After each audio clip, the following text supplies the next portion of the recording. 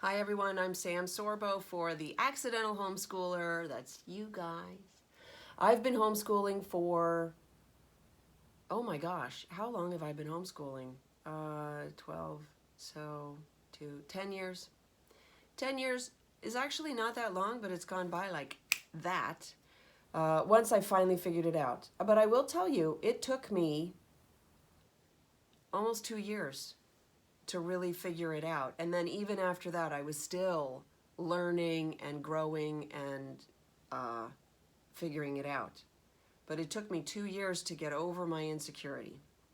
And so today we're going to talk briefly about insecurity, self-criticism, because I want to leave you with, I want to leave you on an upbeat note for the weekend, which is coming. And so we're going to talk about insecurity. There is no reason, unless you're like a psychopath, that you should not feel insecure, because you've been taught to feel insecure in our schools. That's what they've taught us. If there's one thing that we all learned in school, and we learned it really well, it's that we just don't know. We just don't know anything. We're just babies, and we have to be spoon-fed everything. That's the message that we learned in school. At least it's the message I learned. And I will tell you, I excelled in school. I was an excellent student, and I was in all the AP class. I was a really good student, but I learned to be terribly insecure. And I'm sure there are other factors that contributed to that. It didn't help that I was like super tall and shy and all that stuff. But I've talked to too many parents now who say, I don't know how, to miss the point that we've been taught to not know how. And so your homework for the weekend is to not say, I don't know how. Why? Because when you say, I don't know how, boom, you just put up a wall. And we all know walls are bad, so don't do that, right? You put up a wall, you say, I don't know how. Well, that's full stop. Well, I guess we're done. I guess we can't do anything now because you don't know how, right? We shouldn't allow our children to say that, and we shouldn't allow ourselves to say it. And so better say, I don't know how yet, or I need to learn that. For instance, you needed a car. Did you say, I don't know how to buy a car, and then didn't get a car, even though you needed one, or a bicycle, or whatever, right? No. You said, I don't know how to buy a car yet. Who can I call? Phone a friend. Maybe my dad. My dad will help me buy a car, right? I could go shopping online and see, and then try to figure it out. Ooh, but I don't want to get cheated. I need to find somebody who's maybe more expert than me to help me. That's how we learn. We find somebody who's a little bit more expert than we are, and then we try, right? And hopefully we choose well, or if we don't choose well, hopefully we've done enough research, which is what I ended up doing, and we put one foot in front of the other, and we start down that road. So, understand your insecurity. It's there. Embrace it. Say, okay, insecurity, come on in, because there's nothing you can do to me because I'm still going to walk this road because I'm being forced to by the public school system, who has sent my child home with basically no curriculum or something along those lines, right? And so I want to encourage you. There's also self-criticism. You have to be very careful about that, because you don't really know, do you? So why are you being so hypercritical about yourself and your abilities? What do you know about how good you are at home educating your children? You've never tried it before. Oh, but Sam, we've tried it all this week. Yeah, that was that week.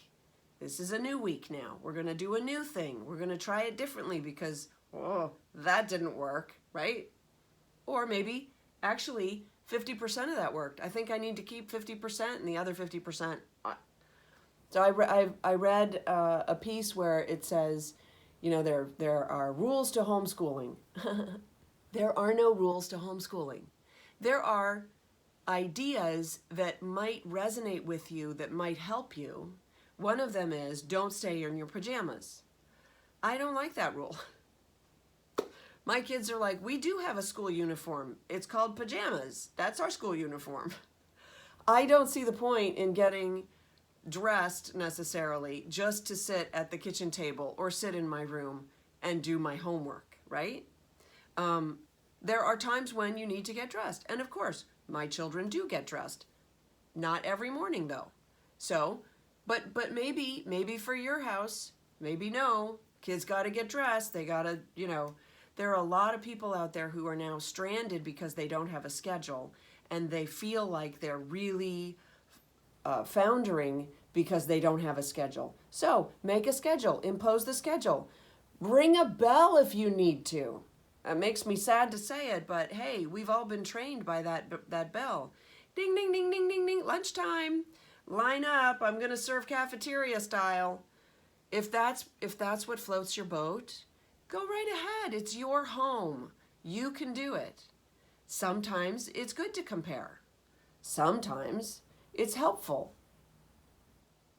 What did they do in school? If we did it that way, do you think that would be better for you or less good for you, right? Sometimes we need to bring that comparison in, but not all the time. And so be careful. And there are a lot of great homeschoolers out there, right? And they look like the Martha Stewarts of homeschooling. And I'm just telling you, don't compare your life to someone else's sizzle reel, okay? What you get done in your house is, I'm sure, adequate for you. And if you want to aim higher, aim higher. But don't beat yourself up over it. Your insecurity is perfectly understandable. It's sad to me because it's unnecessary, but it's understandable. But it's unnecessary because you are up to this task. You have children you love, and you can get this job done with them. And you can enlist their help. So thank you for tuning in. This is Sam Sorbo, accidental homeschooler. Well, I'm not the accidental, you are the accidental homeschooler. I actually meant to do this. And this is my book. If you're interested, you can go to samsorbo.com. They're Your Kids, an inspirational journey from self-doubter to homeschool advocate. I do hope you will get a copy. I actually hope you'll get 3 and share 2 with your friends.